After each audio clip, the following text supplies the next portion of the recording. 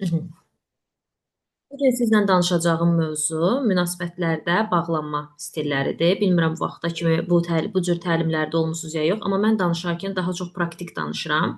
Yəni bildiyiniz nəzər üzrə danışmıram. Baxmayın ki, slaydda elmi əsaslarla yazılıb, amma mən praktik və net çözüm odaqlı danışmağa çalışacağam. Slaydı isə sizin üçün qoymuşam ki, mənə baxaraq yaxşı mənada yorulmayasınız. Fikriniz mövzuda olsun, diqqətinizi ayıra biləsiniz və beyninizə sual gələndə rahatlıqla ünvanlaya bilərsiniz.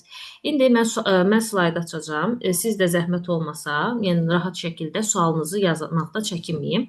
Ümumiyyətlə gəlin baxaq görək ki, münasibətdə bağlanma stilləri deyəndə biz nə nəzərdə tuturuq? Qeyd edim ki, təlimin saatı çox uzun deyil və yorulmayacaqsınız. Ona görə suallarınızı verin ki, daha çox sual yönəlik danışa bilin. Mən danışdıqca sizdə sual yaranırsa, suallarınızı ünvanlayın. Ümumiyyətlə biz ana bətnindən olandan, yəni öz anamızın bətninə düşəndən, anamızın emosional fonu, anamızın düşüncəsi, həyatla bağlı fikirləri və s. bizə şuuraltı olaraq proqramlanır və mən istəsəm də, istəməsəm də 18 yaşıma qədər hansı evdə böyümüşəmsə, valideyn kimi qəbul etmişəmsə, böyük kimi qəbul etmişəmsə, burada anam da ola bilər, nənəm də ola bilər, burada məktəb ola bilər, burada çox şəxs ola bilər, sonra qrup yoldaşlarım, sinif yoldaşlarım ola bilər. İnsanların düzünə görə öz həyat strategiyamı bilmədən planlamışam. Münasibətdə bağlanma stilləri də bu cürdür. Mən ilk dəfə anamla olan münasibətimi görürəm, mənim anamla münasibətim, mənim atamla. Elə insanlar var ki, onların ata obrazı uşaqlıqdan yoxdur və yaxud da ana obrazı uşaqlıqdan yoxdur. Bu da ola bilir. Elə insan da var, uşaqlıqdan valideynləri ayrılır və yaxud da yeniyetməlikdən ayrılır. Bu da ola bilər. Elə insan ola bilər ki, onun valideynlərindən biri həlak olur, rəhmətə gedən ola bilər. Yəni hər cür durum var. Amma mən bir şəkildə böyümüşəm və mən bağlanma nədir bilmirəm. Mən uşağam. Özünüzü təhlil eləyin mən danışdıqca. Mən uşağam və mən görürəm ki, artıq nə baş verir? Artıq deməli mən bağlanma növünü öyrənirəm. Məsələn, mən tutalım ki, uşaq vaxtı mən emosiyalarımı, hisslərimi, duyğularımı anama ifadə edərkən, anam mənə qışqırıb ki, get işinlə məşğul ol və mən anamla emosional deyək ki, kontakt qura bilməmişəm. Belə olan halda mən emosiyalarımı ifadə etməkdən çəkinirəm və gələcəkdə də elə partnyorlar seçirəm ki, xüsusən də elə kişilər seçirəm və yaxud da elə qadınlar seçirəm ki, davamlı öz duyğularımı ifadə edə bilmirəm. Çünki davamlı rədd edilməkdən qorxuram. Bu bir misal idi. Sizin üçün dedim. Ümumiyyətlə, bağlama stillərini mən elmi əsasla getmək istəmirəm, amma mənbələr elmi əsaslıdır. Praktik şəkildə danışmağa çalışıram. 4 əsas hissəyə bölünür, yəni bu bağlama stili. Ümumiyyətlə, mən Instagramda test paylaşmışdım, reels paylaşmışdım. Dəfələrlə də WhatsApp kanalına atdım ki, testi keçib işləyəsiniz. Öz bağlama stilinizi əgər çıxara bilmirsinizsə super. Mütləq şəkildə özünüzlə bağlama stilinizi müəyyən edin. Məsələn, gəlin baxaq görək təşvişli şəkildə ümumiyyətlə kim bağlanır? İlk öncə gəlin bunu müəyyən edək. Təşvişli kim bağlanır?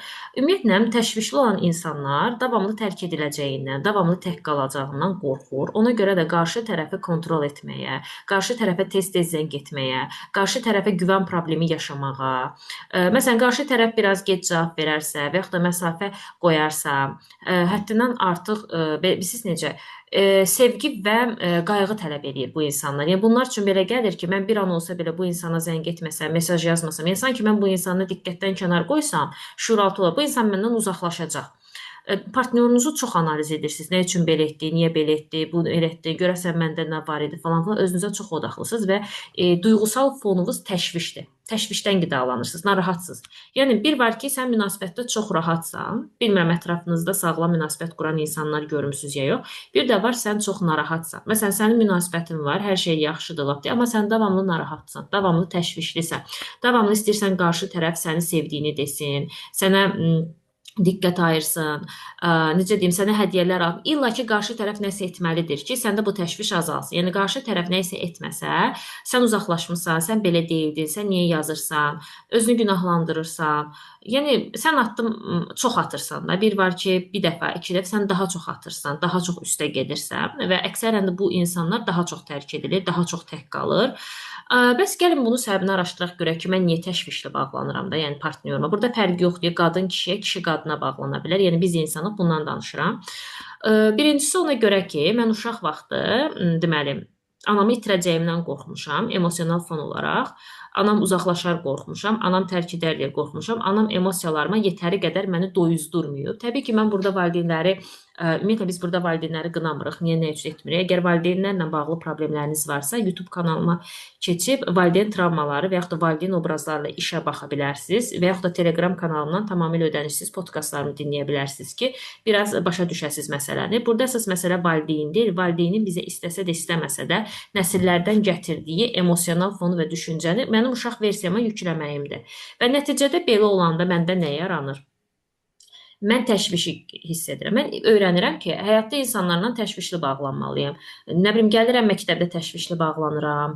Müəllim mənə kişi yazanda əsirəm. Müəllim məni saymayanda qorxuram. Davamlı təsdiq olunma istəyirəm. Davamlı sevilmə ehtiyacı istəyirəm. Davamlı kimsə məni qayğı göstərsin, kimsə məni görsün, kimsə məni duysun, kimsə məni eşitsin və bunu ekstra çabayla edirəm.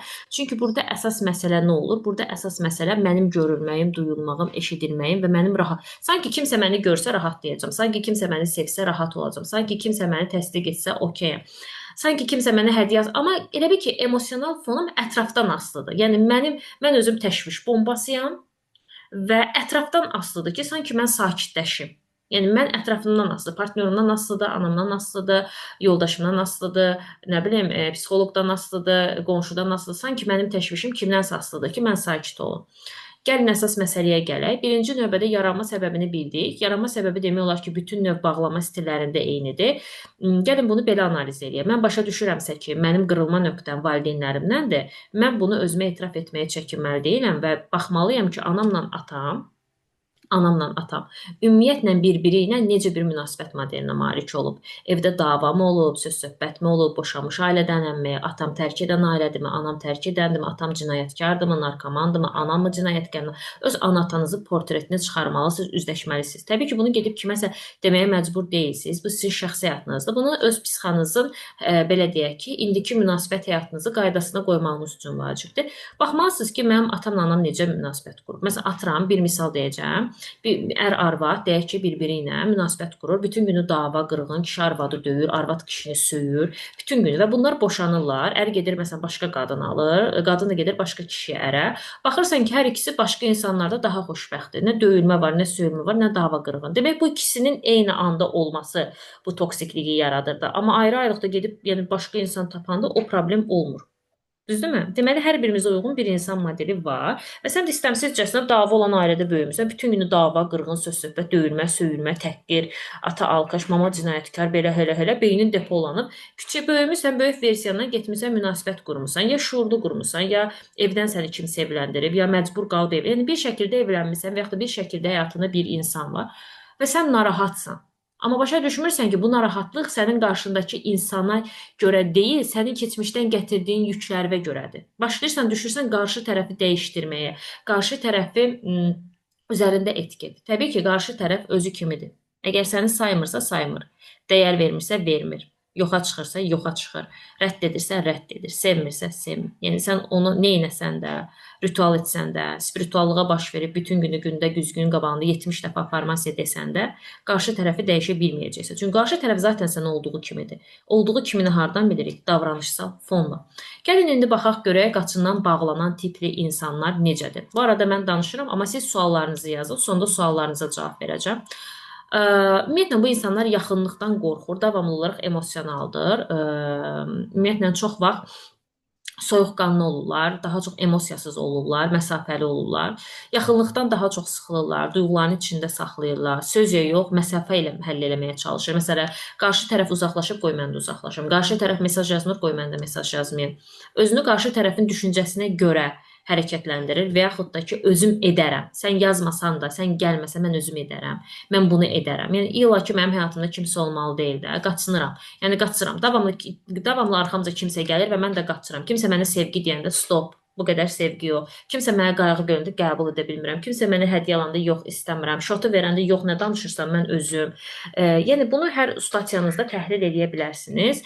Ümumiyyətlə çox qısa cavab verərlər. və yaxud da gec cavab verərlər, və yaxud da ortadan yox olarlar, və yaxud da ki, edərlər. Təbii ki, bu həm özünüzü müəyyən edin, həm də partnyorunuzu müəyyən edin. Məsələn, elə partnyor var, qaçınan bağlı. Siz təşvişlisinizsə, o qaçacaq. O qaçandırsa, yəni təşvişli ilə qaçan elə bil ki, bir-biri ilə yaxşı mənada uyuşurlar. Çünki qaçana təşvişlidən əl çəkə bilmir ki, onsuz da ordadır. Mən uzaq dursam da o yazacaq, o sayacaq, o dəyər verəcək. Təşvişliyə də qaçınan sərf eləyir. Çünki niyə görə? Davamlı sevgi axtarır, davamlı diqqət axtarır, davamlı qayğı axtarır. Bu diqqət, sevgi, qayğı, pul dilənir. Bu da deyir ki, onsuz da orada var da, yəni avtomatik mənə necə deyim də yazır, avtomatik mən olmasam da məni axtarır, avtomatik mən, yəni arxayındır. Qaçınanda avtomatik olaraq nədir? Avtomatik olaraq necə deyim sizə, rahatdır. Ona görə qaçınanla, yəni təşvişli birdir. Bəs qaçınan necə olub ki, ailə modelinə baxaq ki, qaçınan necə olub ki, ümumiyyətlə gəlib bu yəni belə meyara çıxır. Qaçınan tiplər ümumiyyətlə uşaqlıqdan olaraq belə deyək ki, hədsiz dərəcədə emosional soyuq mama ilə və yaxud da ki, emosional soyuq papa ilə böyüdülüblər. Davamlı bunlar belə deyək ki, görünməyiblər ailə obrazı olaraq. Çox vaxt anası, atası rəhmətə gedən insanlarda olur. Mən öz təcrübəmdən də görmüşəm. Məsələn, bir oğlan hal-hazırda bir kişinin 40 yaşı var və o indiyə kimi ailə həyatı qurmayıb. Düzdür, partnyorları var, görüşür, gəzir, qızlarla oturur, durur, cavan qızlarla. Misal üçün, onun ailə modelinə baxanda 20 yaşında anasını itirib və anasını itirmək ona o qədər ağır gəlir ki, o artıq hansısa bir qadına bağlana bilmir. Amma öz travması üzərində işləmək istəmir, qəbul etmək istəmir. Mənə həyat belədir, yaxşıdır deyir. Öz həyatını yaşayır. Yəni ona görə çox vaxt insanlar düşür ki, niyə evlənmirsən? Yaşın keçir. Baxın, məsələ bilirsiniz nədir? Məsələ hər bir insan həyatı fərqlidir də. Yəni sən onun yaşadığı şeyləri bilmirsən. Evlənmək nə 2 vur 2-dir. Hə. Bu gün mən tam ki gördüm buradan Mehman bəy. Mehman bəy, gedək evlənək. Yəni 2 vur 2-dir. Hə, getdim imza atdım, amma bunun emosional, psixoloji, fiziki, intellektual sferaları var axı. Yəni insan təkcə bədən birləşmir axı, ruh birləşir, düşüncə birləşir, eyni məqsəd, eyni niyyət birləşir axı. Qaçınan tipi bəs necə yaxşı mənada sağaltmaq olar və yaxud da ki, korreksiya ola bilər? Ümumiyyətlə, baxın, istəyir təşvişli ol, istəyir qaçınan ol. Bu insan özü qəbul etməlidir ki, mən qaçınanam. Bu insan özü qəbul etməlidir ki, mən təşvişliyəm və özü könüllü şəkildə psixoloqla və yaxud da ki, mən yaratdığım psixoloji proqram yaratmışam, deməli, Telegram kanalında. Aranızdan qoşulan insanlar da var burada. Əksəriyyəti məni tanıyanlar burada qoşulub. Nəysə, bu proqramlarla ən azı işləyə bilərsiniz. Və yaxud da ki, primitiv etap sual versəz belə mən sizə kömək edə bilərəm ödənişsiz şəkildə, dəstək xarakterli. Sən özün qəbul etməlisən ki, mən qaçınanam. Yəni davamlı olaraq məsələn atıram, qaçınan da qaçınan tip münasibətə çəkilir. Məsələn, mən qaçıram, məni sevəndən qaçıram, məni sevməyəndə arxasınca mən qaçıram. Yəni baxın belə deyim. Mən qaçınanam. Deyək ki, atıram, qaçınan bir qızı sevirəm və yaxud da oğlanı sevirəm. Oğlan da məni rədd edir. Mən rədd edən, tərk edən kişilərin dalınca qaçıram, amma məni sevənə görmürəm. Onsuz da təşvişli dost orada oturub veçini yazır. Məsələn, o kişilər olur, hər gün mesaj yazır, dəxlisi, sən rədd etdənsən, sən görməsən də, sən onu söysən də, kişi əl çəkmir. Bu təşvişlidir də, həlak olur. Qaçınan amma soyuqdur. Uzaqlaşır. Çünki qorxur. Qorxur ki, yenə məni tərk edər, yenə tək qalaram, rədd edilərəm, yox sayılaram. Əslində qorxur. Düzənsiz bağlanma ümumiyyətlə daha çox travmatik bağlanma ilə əlaqəlidir. Yəni düzənsiz bağlanma ümumiyyətlə nə deməkdir? Gəlin ilk öncə buna baxaq. Həm yaxınlıq istəyirəm, həm istəmirəm. Birinə yaxınlaşacağam, yaxınlaşmayacağam.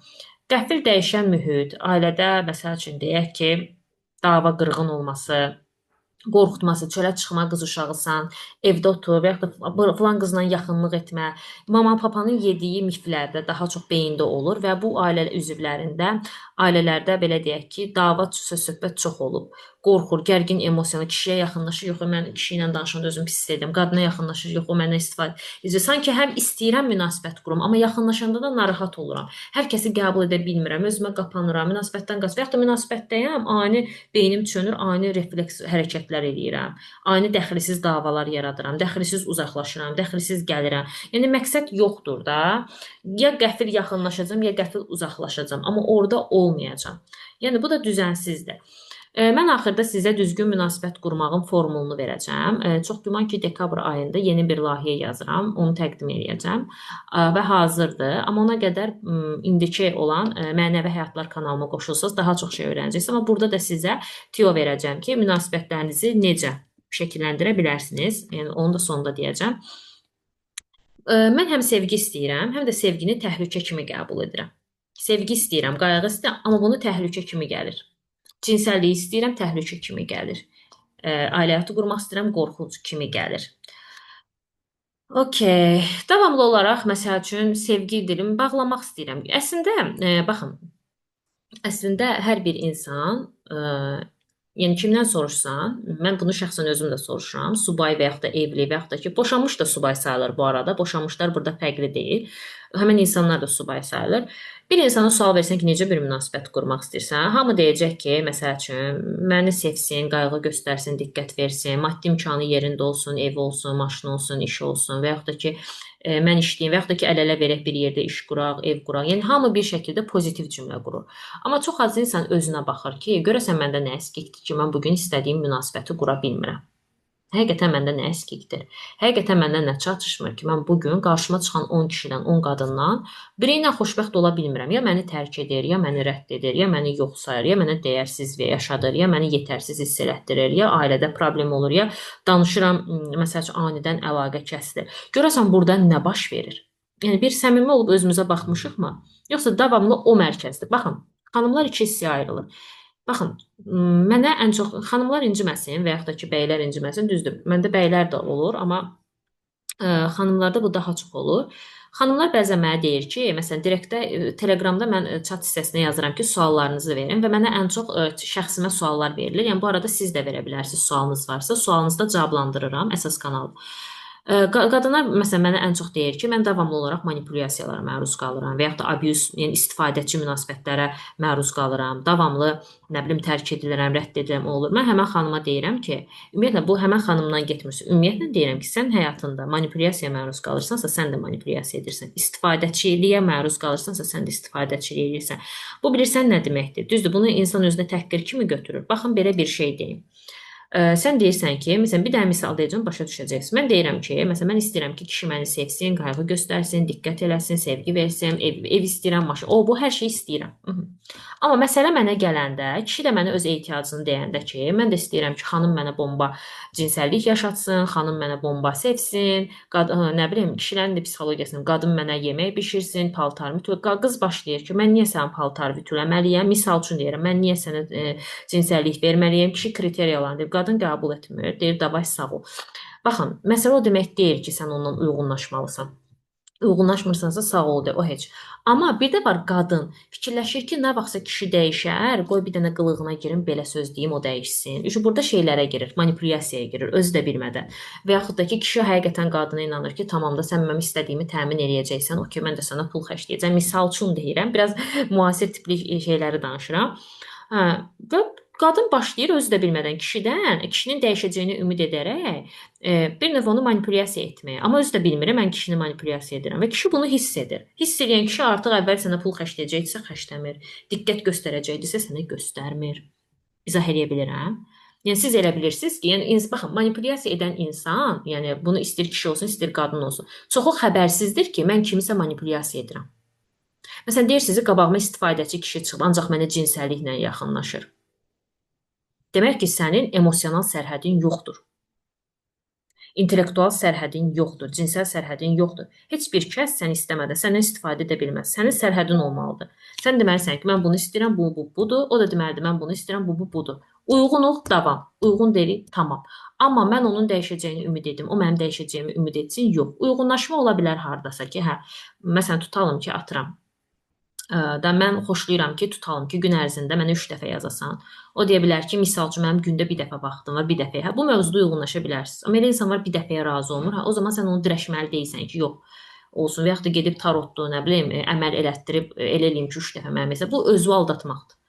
İllərlə travmanı sürdürürsən və asılı və bağımlı psixologiyasından əziyyət çəkirsən. İnsanlar niyə görə asılı və bağımlı münasibətə girir? Bura biraz paradoks açıram. Ona görə asılı və bağımlı münasibətə girir ki, öz ehtiyacını anlaya bilmir. Gəlin təhlükəsiz bağlanmanı deyim, sonra suallarınız üzərindən və bu mövzunu davam elətdirim. Sonra da mən öz kanalımı sizə göstərim ki, orada mən sizinlə nələr işləyə bilərəm.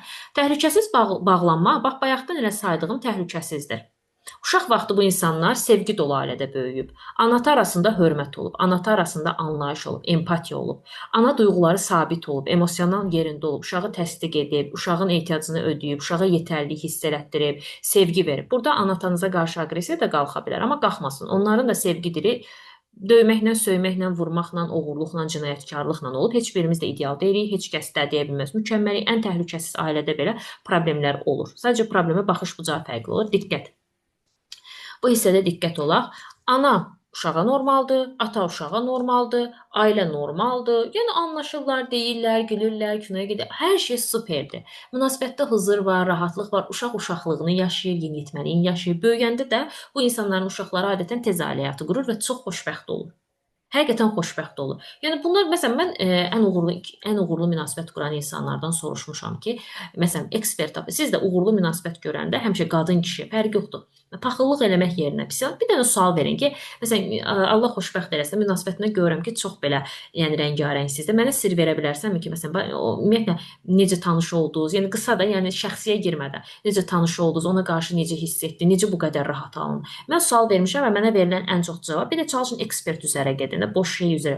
Mənə verilən cavab özlüyündən oldu. Elə tanıyan kimi mən onsuz da bilirdim ki, o mənimdir. Rahatlıq, komfort, yəni ekstra nə isə etmədim, saçımı dəyişmədim, sinə qoymadım, dodaq şişirtmədim, manipulyasiya etmədim, taktika etmədim, ritual etmədim. Baxın, mən psixoloji inkişaf proqramı deyəndə çox insan elə başa düşür ki, düzdür, mən başa düşürəm.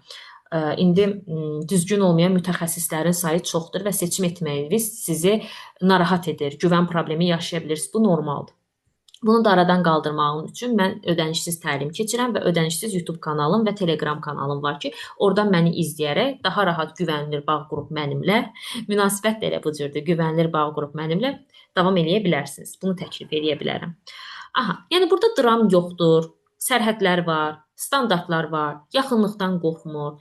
Yəni məsələn yazmır deyir, hə canım niyə yazmadın? Məsələn bu səni özlədim. Da bu söz ona ağır gəlmir ki, o kimdir ki mən ona yazım ki, sən mənə niyə yazmırsan? Yox ay qız qoy filan şey.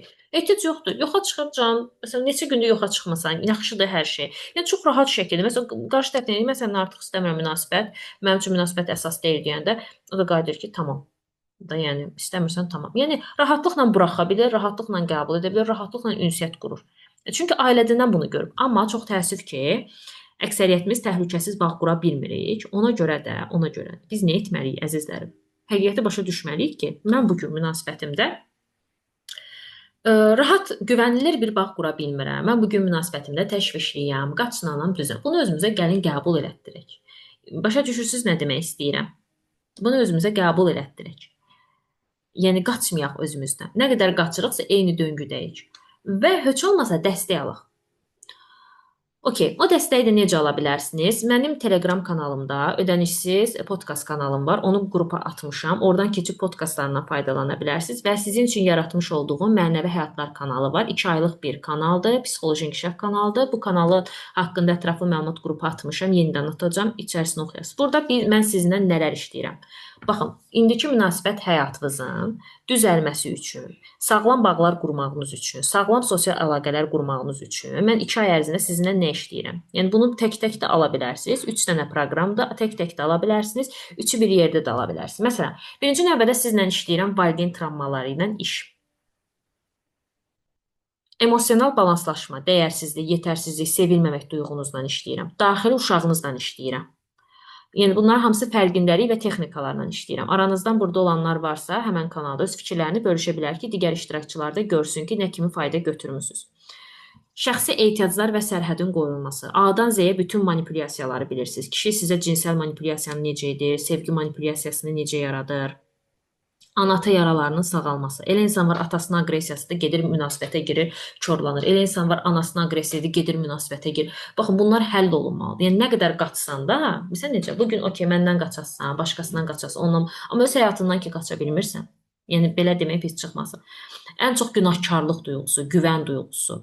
Bunların hamısı sağlam münasibətdə bağlanma stilləri. Bağlanma stillərinə də toxunuram.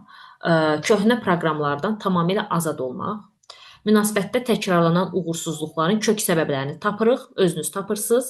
Yəni orada mexanizm verim, özünüz tapırsınız. Daxili kişi və daxili qadın enerjisinin balansı, toksik belə münasibətlərdən çıxış, Real və sağlam sevgi üçün hazırlıq. Yəni bu kanalda, yəni bu qısa yazsam da həqiqətən proqram çox genişdir. Bəlkə 50-yə yaxın şeylər var ki, üzərində işləyirsiniz. Bu sizin üçün çox mini ödənişli kiçik bir proqramdır. Yəni qoşularaq sadəcə öz üzərinizdə işləyə bilərsiniz. Məsələn, mən burada danışıram.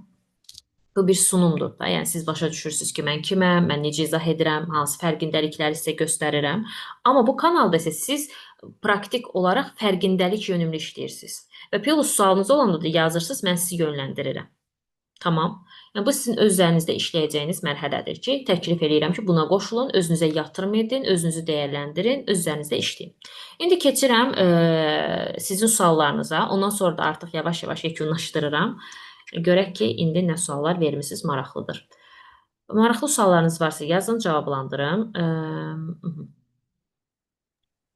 Bağlama stili nəyi ifadə Səsli edir? şəkildə verməyi çox xahiş edirəm. Səsli şəkildə kimlənsə danışmıram. Konsultasiyada səsli şəkildə danışıram, ancaq yazılı şəkildə verin. Bu da mənim şəxsi sərhədimdir.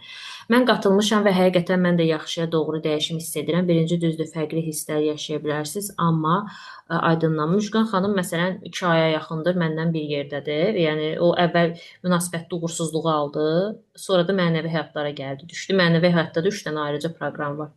Gəldi onun içinə düşdü. İndi hələ ki davam edir, çünki 2 aylıq proqramdır. Sonra bağlama stili, bağlama stili ümumiyyətlə nə ifadə edir? Bağlama stili, yəni bizim ana və ata ilə bağlama şəklimiz necə olubsa, emosional və düşüncə səviyyəsində, münasibətdə də özümüz bilmədən şuuraltı səviyyədə partnyorumuza o cür şəkildə bağlanırıq. Əgər mən sağlam bağlanmamışamsa, münasibətdə də sağlam bağlanmıram.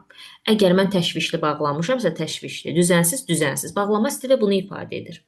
Və sən bunu dəyişməyin üçün öz üzərində işləməlisən. Bir də məsələn hər kəsdə nəticə fərqli ola bilər. Məsələn, elə insan var 1 həftəyə, elə insan var 1 ay. Məsələn, mənim bir müştərim var. İndi özü burada yoxdur. Həmişə canlılarımı deyir ki, YouTube-dan izləyirəm. Yəni şəxsdə yazışırıq, hətta onun Telegramda da adını Cısı xanım, Cısı yazır. O Telegramda da adına uyğun suallarını cavablandırıram. Məsələn, o xanım məndən 1 ilə yaxındır. 6 ay o ata-anasına qarşı aqressiyasını bitirdi.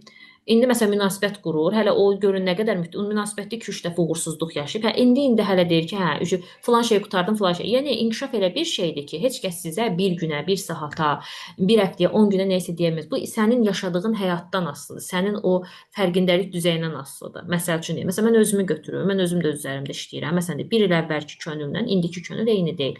2026-cı ildəki könül də eyni olmayacaq. Yəni ki, bu qaçınılmazdır. Amma inkişaf olan yerə mən də gedirəm. Mən də yəni ora çıxıram. Maraqlı suallar verin, münasibətə aid suallar verin, cavablandırım. Yoxdursa mən sağollaşacağam. Yəni ki, belə yazılı şəkildə çox xahiş edirəm, verin. Bugün bu mövzudan danışdım. İnsanlarda ən çox rast gəlinən bağlanma stilləri. Diqqətlə qulaq asdınızsa, artıq bildiniz ki, 4 bağlanma stili var. Təkrarçılıq etmək istəmirəm. Aha, sonuncu dəfə də bir mövzuya toxunacağam. Ondan sonra da sizə qrupda deməli məlumatlar atacağam. Kim mənəvi həyatlar kanalıma üzv olmaq istəsə, mənimlə davam eləmək istəsə gözləyəcəm. Ümumiyyətlə, baxın, hal-hazırda bu layihə üzərində işləyirəm və bu artıq konkret düsturdur. Sağlam münasibət qurmağın konkret düsturudur. Müasir psixologiyada bunu təsdiqləyir. Sən əgər daxilən boşsansa, davamlı aslı bağımlı münasibətə düşəsən, davamlı narsist, abuz münasibətlərə düşəcəksən, sən daxilən dolu olanda özünə uyğun dolu bir münasibətə girəcəksən. Yəni təsəvvür edin ki, mən bayaqdan danışıram, bu danışdığım belə heç nədir də, düşünün. Yəni mövzu o qədər genişdir ki, mən dolu olmağım üçün öz ehtiyacımı doldurmalıyam. Öz ehtiyacımı doldurmağım üçün də həyatımın fərqində olmalıyam. Bu demək deyil, mən nə isə bilmirəmsə pisəm, xeyr. Amma inkişaf varsa, irəli gedə bilərəmsə, gəlin bunu işləyim öz üzərimdə, bərpa edim. Aslı bağımlı münasibət nədir? Pula görə bağımlıya düşürsüz, aslı olursunuz. Sevgiyə görə, dəyərə görə, diqqətə görə, evə görə, maşına görə. O insanın özü orada yoxdur, amma onun pulu var, onun yaşayışı var, onun seksuallığı var. Yəni nəyəsə görə aslısınız. Baxın, o aslı olduğunuz şey hər nədirsə, birincisi sizin özünüzə verməli olduğunuz şeydir. İkincisi olaraq qarşı tərəf sənin nə dərəcədə ehtiyacını ödəyə bilər ki? Məsələn, bu da biraz sual altında, bunu da düşünün istəyirəm. Mən nə qədər istəsə sual verə bilərsiniz. Telegram kanalımın linkini atıram. Baxıram ki, 2-3 nəfər keçdi. Məsəl üçün deyirəm də, keçin sual verin, yazın. Yəni burada nə var ki, insanıq da, yəni lap deyir, istəsəz yazın ki, adımı ifadə etməyin. Yəni mən o heç kimin adından sual vermirəm orada. Lap məxfiyə, şəxsiyə yazın, cavablandırın. Mənim özümə də maraqlıdır, yəni bu arada. Qarşılıqsız yəni paylaşıram bunu. Təşvişdən necə azad olaq? Müjgan xanım çox maraqlı sual verdi. Nərgiz xanım, sualınız olsa Telegram kanalıma da keçib oradan da yaza bilərsiniz. Yəni bura bitdi, mən bitdim yox da, narahat olmayın. Mən həmişə yanınızdayım. Nə qədər, yəni mən həmişə yanınızdayım. Yəni mən bilmirəm indi aranızda təşvişdən necə qurtula bilərik? Bu çox maraqlıdır. Bu əslində geniş bir şeydir. Buna aid mən əslində podkast yaza bilərəm sizə uyğun ki, təşviş bir dənə onu deyə bilərəm ki, sən deyilsən, təşviş sənin hansısa valideynindir. Sənə əgər təşviş hissi gəlirsə, sadəcə gözünü yum və de. Sən hansı valideynimsən? Hansı valideynimin təşvişisən? Ağlına ilk gələn valideyn odur. Və başa düş ki, bu təşviş sən deyilsən, sənin anandır, sənin atandır. Təşviş müxtəlif səbəbdən ola bilər. Qorxularınla əlaqəli ola bilər. Bax gör ən çox nədə təşvişlənirsən. Buna aid podkast yaza bilərəm. Maraqlı teolarınızı verin, podkast yazın. Onsuz da mən podkast yazmaqla məşğulam. Gecəniz xeyrə Sahil bəy. Özüm deistəm, heç bir dindarla bağlanma qura bilmirəm. Deməli sizin üçün əziz insan, deistin xüsusi bir mənası var. Və dindarda da xüsusi bir şey var ki, onu qəbul edə bilərsiniz. Məsələ burada düşünmürəm ki, dindir. Həmən insanın o dində tapdığı bir mənadır ki, siz o mənanı inkar edirsiniz. Ona görə də bağ qura bilmirsiniz. Tamam əzizim. Bu hissəni bir düşünün istəyirəm. Təbii ki, şəxsiyə yaza bilərsiniz. Sualınızı amma səsli yox, yazılı şəkildə verirsiniz. Mən ancaq Telegramda cavablandıracağam. Yəni şəxsdə suallara cavab vermirəm Telegramda. Bir də sizə təklif eləyəcəm ki, Mənəvi Həyatlar kanalına qoşulun. Şəxsdə ya gələcəm ki, Mənəvi Həyatlara qoşulun, ya da deyəcəm ki, oldu. Telegram kanalında cavablandıracağam. Amma yəni, nə qədər cavab da versəm, bilirsiniz necədir? Bu üz qabığıdır da. Gərək daha dərin işləyəsiniz. Mən onu demək istəyirəm. Anam. Xilas olasınız. Yavaş-yavaş ananı qəbullandıqca içinizdən xilas olacaqsınız və öz vəziyyətiniz gələcək. Mənimlə əlaqə saxlamaq üçün WhatsApp nömrəmi, mən bütün günü qruplara yazıram. Elə bu qrupun linki atan, mən tək qalmaqdan qorxuram. Müjgan xanım, yenə deyəcəm, xətr bizə dəyəcək. Bu tək qalmaq da sizə aid deyil. Hansısa valideyninizə aiddir. Kimisə proyeksiya eləmisiniz üzərinizə. Bunu da işləyin. İndi başa düşdünüz niyə münasibətdə uğursuz idiniz? Çünki içi mən qarışıq. Burada o demək deyil, Müjgan mənim məsələn ən dəyərli izləyicilərimdən, müştərilərimdən biridir. Misal üçün deyirəm də. Məsələn mən onu rahatlıqla xitab eləyə bilirəm. Yəni mən ümumiyyətlə müştərilərimlə kontaktda əlavə eləyirəm, qeyd eləyirəm. Yəni çoxdur belə müştəri. Mən bilirsiniz niyə onun adını deyir? Çünki o insan, yəni belə demək bir şey çıxmasın. O insan özünü o qədər qəbul edir ki, mənə ləzzət edir o tərəflərini, işləyir, durmadan işləyir də. Hə, yəni bizim nədən neqativ şəkildə qorxuruqsa, o bizdə necə deyimsə, o bizdə şeydir. Ekrana niyə yazdınız ki? O yazan, yəni nə məna ifadə edir ki, onu yazdınız da. Ondan sonra yazardınız ki, Gün xanım, slaydı göndərə bilərsiniz. Yazmanın nə mənası var ki? Yenə də hörmətinizə görə təşəkkür edirəm kim yazdınız. Bəlkə mənim uşağın əlindədir, oturub bütün günü yazır. Zəhmət olmasa PDF-ni qrupa göndərə bilərsiniz. Müraciət tərzi məncə belə olmalıdır. Mən bunu özüm əziyyət çəkib hazırlamışam. Niyə göndərim? Misal üçün deyirəm. Sizinlə necə, qaçına bağlanma istəyən sahib insanlarla münasibətdə necə davranırlar? Baxın, birinci növbədə sən başa düşməlisən ki, mən nəyə görə həyatımda qaçına bağlanan tip insana ehtiyac duyuram. Hansı valideynimi o insanda axtarıram. Çox güman ki, onu dəyişdirməyə çalışırsınız. Ən yaxşı versiya, o insanlar emosional kontaktdan qaçır. Güvən yaradaraq. Məsələn, sizi silsə də sizdən uzaqlaşaraq, mən tövsiyə edirəm ki, güvən. Yəni onu silməyin və yaxud da ki, tutalım deyirəm. Orada durun sadəcə, əgər həqiqətən istəyirsinizsə. Və sadəcə sual, yəni məncə görüşün, danışın. Yəni çox şey eləyə bilərsiniz də, sual verə bilərsiniz. Amma baxın da onun xarakteri necə? Siz onu istəyirsinizmi? Məsələ odur. Məsələn, mən istəmədiyim insanı silirəm özüm. Net şəkildə. İstəyirəmsə oradayam. Yəni o qaçsın da, hara qaçsa da onsuz da geri gəlir. Məsələn, hər bir aydan bir, 2 aydan bir gəlir. Məsələ gəlməli deyil də. Məsələ odur ki, baxın sizin o boşluğunuz var. Onu inşallah mən dekabr marafonu olacaq. Ona qoşularsınız, orada işləyəcəm. Çox uzun temadır. Hədsiz uzundur. Yəni onu çözmüşəm. Sizin dediyiniz sualı şeylə işləyə bilirəm.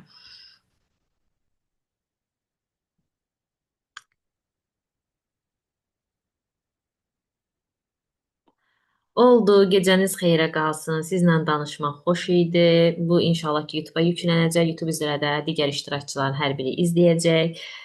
Şəxsiyyət yaza bilərsiniz. Telegram kanalımın linkini də qoyacağam. Orada yaza bilərsiniz. Gecəniz xeyrə qalsın.